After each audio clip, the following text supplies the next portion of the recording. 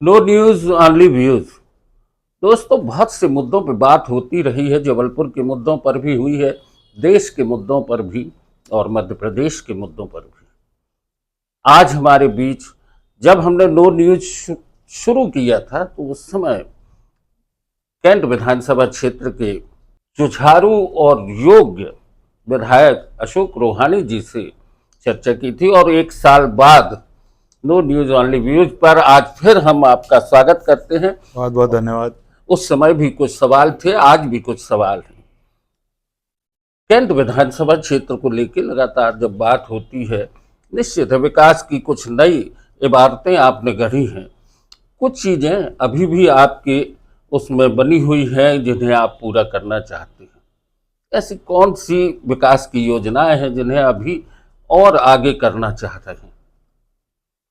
सबसे पहले तो नो न्यूज़ ऑनली व्यूज़ को जो 1 वर्ष सफलतापूर्वक हुआ उसके लिए बहुत बहुत बधाई देता हूं मैं। आपने वास्तव में एक नई पहल इस चैनल के माध्यम से प्रारंभ की। आपके समय समय पर मैं उसको देखता भी रहता हूं। आपको बधाई। कैंट विधानसभा में 1993 से पहले विकास क्या होता है ये जानकारी लोगों को नहीं होती थी। सड़कों पे गड्ढे, गड्ढों पे सड़कें।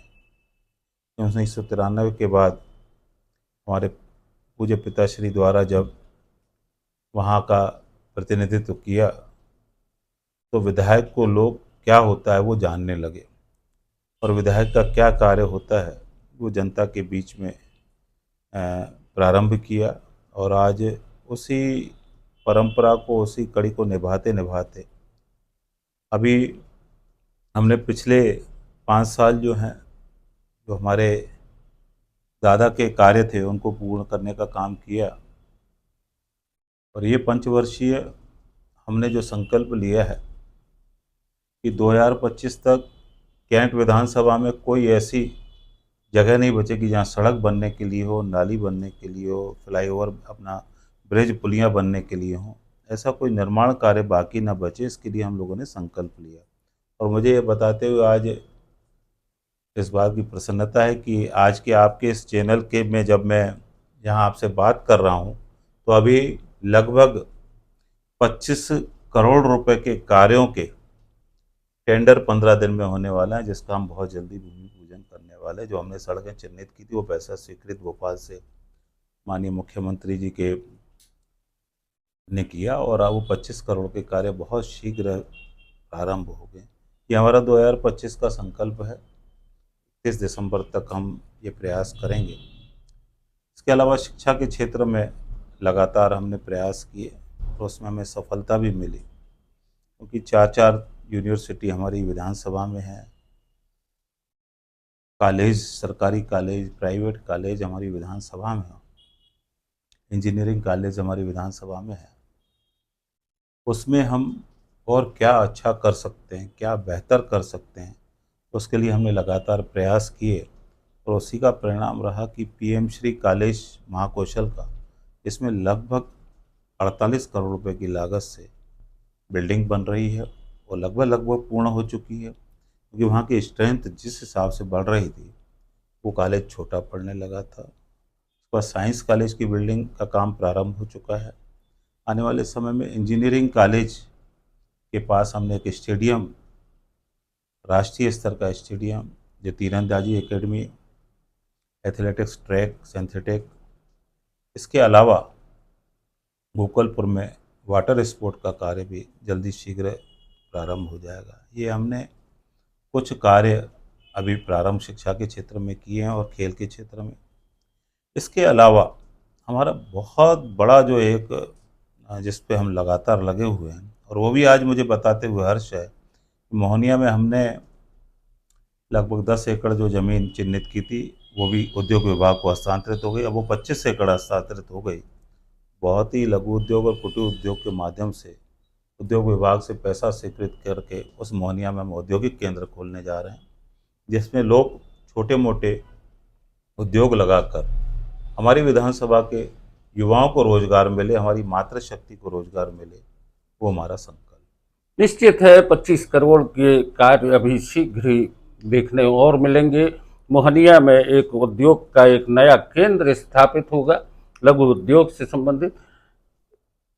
अशोक भाई, एक मुद्दा आता है कि हम विकास के हर आयाम को छूना चाहते हैं, हम बेहतर सड़कें देना चाहते हैं। आपकी आपके संकल्प पूरे होना जरूरी भी है, लेकिन जब सड़कों की स्थिति देखने में आती है, अभी हाल ही में आपका ही एक क्षेत्र में आपने अधिकारियों को बुलाया, जिस तरह की गुणवत्ता की बात होती है उसकी मॉनिटरिंग नहीं हो पा रही। निश्चित रूप से हम ठेकेदार पर कार्रवाई करके इसकी तीसरी नहीं करना चाहते। उस दिन मेरी नाराज़गी यही थी कि जब तक जिम्मेदार अधिकारियों पर कार्रवाई नहीं होगी तब तक गुणवत्ता हम नहीं सुधार पाएंगे। और उन अधिकारियों को बाकायदा नोटिस मिला। जोन संभागीय अधिकारी, वहाँ का जो इंजीनियर था, उसको नोटिस मिला। 3 दिन के अंदर उनने अगर संतोषजनक जवाब नहीं दिया तो उन पर हम कठोर कार्रवाई करने के लिए आयुक्त महोदय को हमने बोला है। क्योंकि कहीं ना कहीं यह सवाल उठता है कि सिर्फ ठेकेदार पर कार्रवाई क्यों? ठेकेदार के ऊपर जिस इंजीनियर की, जिस अधिकारी की ड्यूटी थी, वो क्या कर रहा था? तो जवाबदेही कहीं ना कहीं अधिकारियों की भी है। और वो सड़क वास्तव में फिर बनेगी, वो ठीक है। ऐसी और भी सड़कें हैं जिनका हमने निरीक्षण किया। आने वाले समय में हम इस बात पे जोर देंगे कि जिम्मेदार अधिकारियों पर भी कार्रवाई होना चाहिए। निश्चित है, अधिकारियों की अगर ईमानदारी से किसी काम को करते हैं तो जो कार्य जिसमें सरकार पैसे लगा रही है उसकी गुणवत्ता भी बहुत अच्छी मिलेगी। लोगों को कहने भी रहेगा कि कोई सड़क बनी, ऐसा ना हो कि उस सड़क को 40 दिन के भीतर उसमें गड्ढे आ जाएं। तो ये कमी जो है वो कहीं ना कहीं अधिकारी की है, ठेकेदार की भी मजबूरी हो सकती है, ये अलग बात होती है। लेकिन जनप्रतिनिधि जब इतना जागरूक होता है कि वो उसी समय उसको नोटिस में लेता है, तो उस क्षेत्र के विकास की कल्पना भी बेहतर हो सकती है, ऐसी उम्मीद की जाती है। अभी एक और आंदोलन शुरू हुआ कैंट क्षेत्र में शिवाजी ग्राउंड को लेके, और सर्वदलीय आंदोलन था। उसके लिए हम आपको बधाई दें कि आपने जनता की भावना को समझा और सीधे जाके अधिकारियों से बात करके उस समस्या को हल कराया। तो आपको क्या लगा कि ये समस्या धीरे धीरे समाप्त होने की स्थिति बनना क्यों जरूरी थी? देखिए, ये निःशुल्क जो शिवाजी ग्राउंड है, ये धार्मिक आयोजनों के लिए निःशुल्क था। और उस पर जो है मेंटेनेंस के नाम पे बड़ा चार्ज लगाया गया था। और मैं, हमारे प्रतिनिधि मंडल हमारा जाके पहले सीईओ से मिला था और उन्होंने बोला था कि हम इसमें विचार करेंगे। लेकिन मुझे लगा कि इस विषय को लेकर हमारे क्षेत्र में आंदोलन हो, और वो आंदोलन नहीं होना चाहिए। और उस समस्या, क्योंकि हमारी भी उतनी ही जिम्मेदारी थी कि हम इस विषय पर रुचि लेकर और उस पर जो निःशुल्क था वो निःशुल्क ही रहे, उसके लिए चर्चा करें। हमारी ब्रिगेडियर और सीईओ के साथ बैठक हुई और हमने उनसे कहा कि आप 5,000 10,000 रुपये की राशि लेकर कौन सा मेंटेनेंस कर लेंगे और उससे क्या फ़र्क पड़ता है आपको। हमने चुंगी क्षतिपूर्ति आपको दिलाई, करोड़ों रुपए की राशि जो कभी नहीं मिलती थी राज्य सरकार से। वो चुंगी क्षतिपूर्ति मेरे विधानसभा में प्रश्न लगाने के बाद कैंटोनमेंट बोर्ड को मिलना प्रारंभ हुई। लगभग 2 करोड़ रुपए की साल की राशि चुंगी क्षतिपूर्ति की हमने कैंटोनमेंट को दिलाना प्रारंभ किया। तो ये 5-10,000 20,000 कितने कार्यक्रम होते हों। हमारी बात से सहमत हुए और उन्होंने कहा कि हम इसको आज ही पत्र जारी करके आपके जो आपने जो बोला है उसको मानते हुए हम इसमें इसको निःशुल्क ही रखेंगे। ये अलग बात है कि सबकी अपनी भावनाएं थी, उन भावनाओं को वो कैंटोनमेंट बोर्ड तक व्यक्त करने गए, लिखित में मांगा। लेकिन लिखित में पूर्व में ही सीईओ के कार्यालय से विज्ञप्ति बाकायदा गई कि हम लोगों की चर्चा हुई और उसमें आम सहमति बनी कि निःशुल्क होना चाहिए। और उनने बात को स्वीकार किया कि अब आगे से इसमें शुल्क नहीं लगेगा।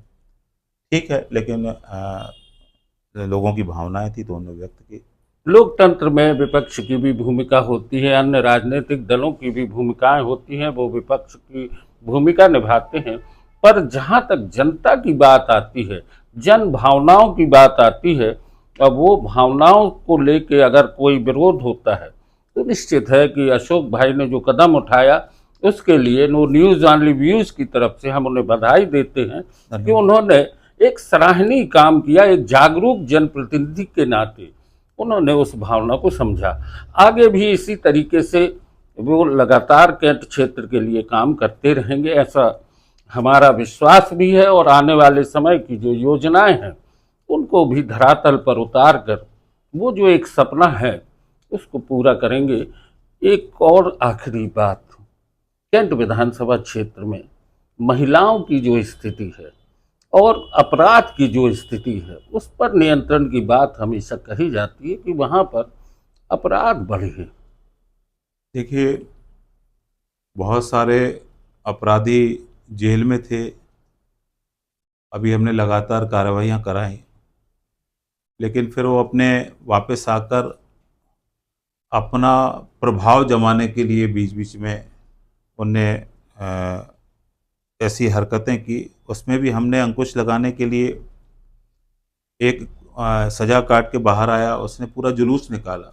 हमने टीआई से बोला कि क्या ये जुलूस निकाल सकते हैं ऐसे क्या? उन सबको बंद कराया और अंदर कराया, उन पर कार्रवाई हुई। ये अपना वापस प्रभाव जमाने के लिए जो बदमाश हैं, गुंडे हैं, वो इस टाइप की हरकतें प्रभाव जमाने के लिए इस क्षेत्र में करते हैं, लेकिन समय समय पर हमने इन पे कार्रवाइयाँ कराई हैं। हमारा पहला पुलिस प्रशासन से सबसे पहला यही वो रहता है कि हमारे यहाँ जुआ, सट्टा, अवैध शराब ये सब नहीं चलेगा, और लगातार हम कार्रवाइयाँ कराते भी रहते हैं। और रात्रि गश्त से लेकर उन इलाकों में हमारी पुलिस प्रशासन परिश्रम भी करता है, लेकिन कहीं ना कहीं मैं इस बात को देखता हूँ कि हमारे रांझी थाना के अंतर्गत हमारा जो क्षेत्र है उस क्षेत्र से मड़ई भी जुड़ता है, उस क्षेत्र से बिलपुरा भी जुड़ता है, और घटना रांझी थाने के अंतर्गत होती है तो ऐसा लगता है कि जैसे रांझी में अपराध बढ़ रहे हैं, लेकिन वास्तविकता कुछ और है। परिसीमन के आधार पर वो व्यवहारिक भी नहीं है कि मड़ई का रांझी थाने से जुड़ना, बिलपुरा का इतनी दूरी है। तो हमने अपने प्रस्ताव में एसपी को और ऊपर आईजी और ऊपर लिखा है कि परिसीमन के आधार पर उसको आधारताल ले जाया जाए, ताकि लाइन ऑर्डर की व्यवस्था में कहीं तकलीफ आती है, दूरी का जो फर्क पड़ता है उसमें थोड़ा सुधार हो।